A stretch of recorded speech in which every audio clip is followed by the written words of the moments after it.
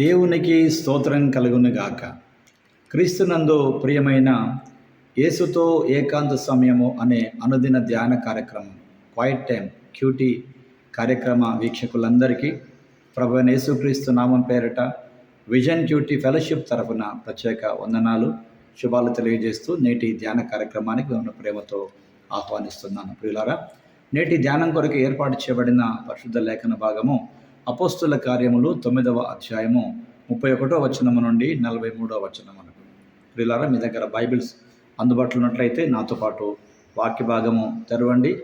వాక్య భాగం కలిసి చదివి మనము ధ్యానంలోకి వెళదాం. వాక్యం చదువుకొని ధ్యానంలోకి వెళ్దాం. కావున యూదయ, గలిలయ, సమరయ దేశములయందంతటా సంఘము క్షేమాభివృద్ధి నొందుచు సమాధానం కలిగి ఉండెను. మరియు ప్రభువునందు భయము పరిశుద్ధాత్మయ ఆదరణయు కలిగి నడుచుకొనుచు విస్తరించుచుండెను. ఆ తర్వాత పేతురు సకల ప్రదేశములలో సంచారము చేయుచు లుద్దాలో కాపురమున పరిశుద్ధుల యొద్దకు వచ్చెను. అక్కడ పక్షవాయువు కలిగి 8 ఏండ్ల నుండి మంచం పట్టి ఉన్న ఐనయ్య అను ఒక మనిషిని చూచి, పేతురు, ఐనయ్య, యేసుక్రీస్తు నిన్ను స్వస్థపరచున్నాడు, నీవు లేచి నీ పరుపు నీవే పరుచుకునుమని అతనితో చెప్పగా, వెంటనే అతడు లేచెను. లుద్దాలోను షారోనులోను కాపురమున్న వారందరూ అతని చూచి ప్రభు తట్టు తిరిగిరి. మరియు యొప్పేలో తబితా అను ఒక శిష్యురాలు ఉండెను. ఆమెకు భాషాంతరమున దోర్క అని పేరు. ఆమె సత్క్రియలను ధర్మకార్యములను బాగుగా చేసి ఉండెను. ఆ దినములందు ఆమె కాయిలా పడి చనిపోగా వారు శవమును కడిగి మేడగదిలో పరుండబెట్టిరి. లుద్దా యొప్పేకు దగ్గరగా ఉండుట చేత పేతురు అక్కడ ఉన్నాడని శిష్యులు విని అతడు తడువు చేయక తన యొద్దకు రావాలనని వేడుకొనుటకు 2 మనుషులను అతని యొద్దకు పంపిరి. పేతురు లేచి వారితో కూడా వెళ్ళి అక్కడ చేరినప్పుడు వారు మేడగదిలోని అతని తీసుకొని వచ్చిరి. విధవరాళ్ళందరూ వచ్చి ఏడ్చుచు దోర్క తమతో కూడా ఉన్నప్పుడు కుట్టిన అంగీలను వస్త్రములను చూపుచు అతని ఎదుట నిలిచిరి. పేతురు అందరి వెలుపలికి పంపి మోకాలోని ప్రార్థన చేసి శవం వైపు తిరిగి తబితా లెమ్మనగా ఆమె కన్నులు తెరచి పేతురును చూచి లేచి కూర్చుండెను. అతడు ఆమెకు చెయ్యి ఇచ్చి లేవనెత్తి పరిశుద్ధులను విధవరాండ్రను పిలిచి ఆమెను సజీవురాలుగా వారికి అప్పగించాను. ఇది యొప్పే అంతటా తెలిసినప్పుడు అనేకులు ప్రభునందు విశ్వాసం ఉంచిరి. పేతురు యొప్పేలో సీమోనను ఒక చర్మకారుని యొద్ద బహుదినములో నివసించెను. చదవబడిన లేఖన భాగమును దేవుడు నేటి మన ధ్యానం నిమిత్తము దీవించి ఆస్వాదించునుగాక. ప్రియులారా, నేటి ధ్యాన భాగం పూర్తిగా చదివిన తర్వాత దీని కొరకు ఏర్పాటు చేయబడినటువంటి పరిశుద్ధ ప్రధాన అంశము పేతురు యొక్క బోధనా పరిచర్య. పేతురు యొక్క బోధనా పరిచర్య, పీటర్స్ ప్రీచింగ్ మినిస్ట్రీ. ఈ అంశమును ఆధారం చేసుకొని నేటి పాఠ్యభాగం యొక్క సారాంశాన్ని జాగ్రత్తగా మనం గమనించినట్లయితే, పేతురు యూదయలోని అనేక క్రైస్తవ సంఘాలను సందర్శించాడు. 8 సంవత్సరాలుగా మంచం పట్టి ఉన్న లుద్దాలో ఉన్నటువంటి ఐనయ్య అనే వ్యక్తిని స్వస్థపరిచాడు. అలాగే అనేక సత్కార్యాలు చేసి సేవా కార్యాలకు పేరు పొందినటువంటి తబితా అనేటువంటి ఒక యొప్పేలోని ఒక సహోదరిని అనారోగ్య గురైనప్పుడు పేతురు ఆమెను ప్రార్థించి బ్రతికించాడు. ఆమె తిరిగి బ్రతికింది. పేతురు వ్యాధిగ్రస్తులను స్వస్థపరచడంలో, చనిపోయిన వారిని తిరిగి లేపడంలో దేవుడిచ్చిన సామర్థ్యం భూమిపై ఉన్నప్పుడు యేసు ప్రభు చేసిన సేవ వల్ల అతనికి కనబడింది. ప్రియులారా, అతడు అలాగే స్వస్థపరిచినప్పుడు, చనిపోయిన వారిని తిరిగి లేచినప్పుడు తను కలిగిన శక్తి తన సొంతము కాదని, అది యేసుక్రీస్తు నుండి వచ్చిందని స్పష్టం చేయటం కొరకు అనేకులను క్రీస్తు యుద్ధకు నడిపించాడు తప్ప తన యుద్ధకు నడిపించుకోలేదు పేతురు.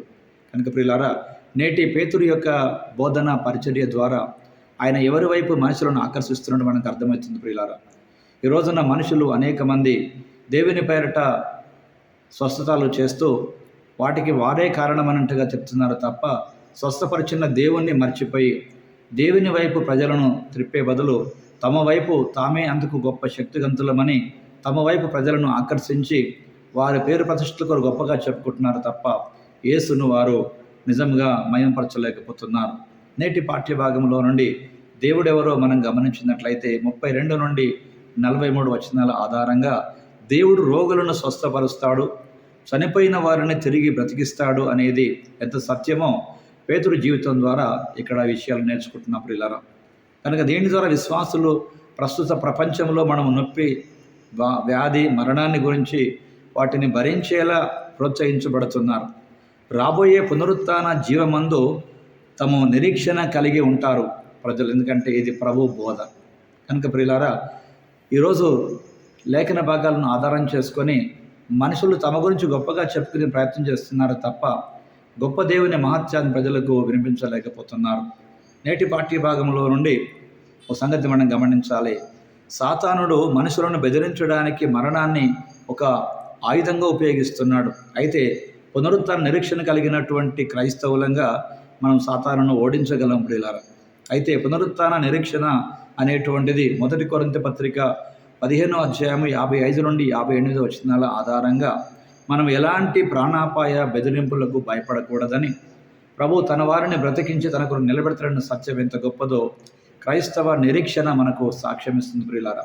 కనుక ఈ లోకములో బ్రతకాలనేటువంటి ఆశ, తపన కంటే ప్రియులారా, మరణమైన తర్వాత ప్రభుతో మనం జీవించబోయేటువంటి ఆ నిత్య జీవితం కొరకు ఆశించడం ఎంత గొప్ప సంగతో పేతురు యొక్క బోధ ద్వారా మనము అర్థం చేసుకుంటున్నాం ప్రియులారా. కనుక నేటి పాఠ్య భాగంలో నుండి దేవుడు నేర్పేటువంటి పాఠముగా 34 నుండి 35 వచనాలు, 40 నుండి 42 వచనాల ఆధారంగా పేతురు తాను చేసిన అద్భుతాలను, అధికారాన్ని మరియు శక్తిని ఇచ్చింది ప్రభువే అని తాను స్పష్టం చేసినట్టుగా లేఖనంలో చూస్తున్నాం ప్రియులారా. తత్ఫలితంగా ప్రజలు పేతురును కాకుండా యేసును విశ్వసించడం ప్రారంభించారు.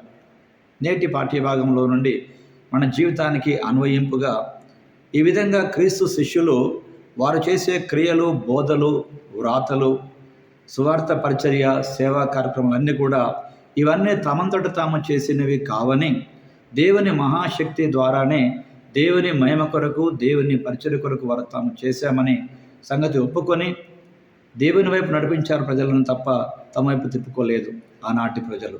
మరి ఈనాటి ప్రజలు చేస్తున్నటువంటి సేవను మనం వాక్యానుసారంగా గుర్తించవలసినటువంటి వారమై ఉన్నాం.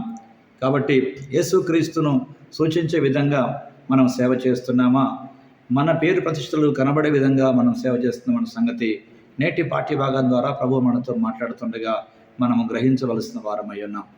నేటి ధ్యాన భాగంలో పాల్పొందుతున్న ప్రియ సహోదరి సహోదరుడా, నీ జీవితంలో నీవు చేస్తున్నటువంటి సేవా పరిచర్య, లేక నీవు ప్రకటించేటువంటి సువార్త, నువ్వు చేసేటువంటి ప్రభు పనిలో నిజంగా దేవునికి మహిమను ఆపాదిస్తున్నావా, లేక అవన్నీ కూడా నీ ప్రార్థన జీవితం వలనను, నీ గొప్ప భక్తి వలన జరిగింది అని చెప్పుకొని ఆశిస్తున్నావా?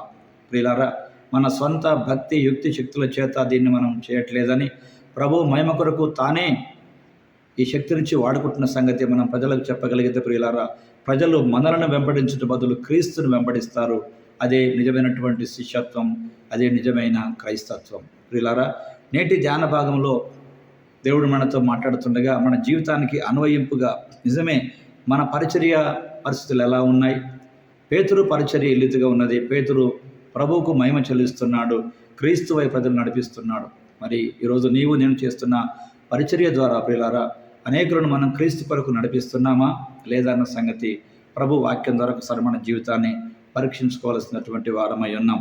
రండి, ప్రభు సన్నిధానంలో ఒక ప్రార్థన మనకు చేసుకుందాం. ప్రియమైన దేవ, ప్రేమతో నిండిన జీవితం, పొరుగువారి రక్షణ కొరకు చేసే సేవా కార్యక్రమాలలో కూడిన జీవితాంతము జీవిస్తూ యేసు ప్రభు జీవించినట్లు జీవించడానికి మాకు సహాయం చేయమని, ప్రజలు మేలు పొందినప్పుడు, స్వస్థపరచబడినప్పుడు మా గొప్పతనము కాదని మీ గొప్పతనమని మీ గురించి చెప్పగలిగే శక్తి మాకు ప్రసాదింప చేయమని క్రీస్తు ప్రభు పేరట ప్రార్థిస్తున్నాం పరమ తండ్రి, ఆమేన్. ప్రియులారా, ప్రభువారు నిత్యం మనతో మాట్లాడుతుండగా అనేకులను ఈ మాటల చేత ప్రోత్సహిద్దాం, బలపరుస్తాం. రక్షణ పొందిన వారంగా రక్షణ లేని వారి కొరకు రక్షణ స్వార్థ పరిచయను చేయటంలో ముందుకు వెళ్ళే కృపను దేవుడు అనుగ్రహించాలని ఆశపడదాం. పేతురు యొక్క బోధన పరిచర్య ఎలా ఉంది, మరి నా బోధన పరిచర్య ఎలా ఉందో ఒకసారి వాక్యపు వెలుగులో పరిశీలన చేసుకుంటూ, పరిశోధించుకుంటూ వాక్యానుసారంగా జీవించే కృప దేవుడు మనందరికీ అనుగ్రహించును గాక. Thank you. God bless you all.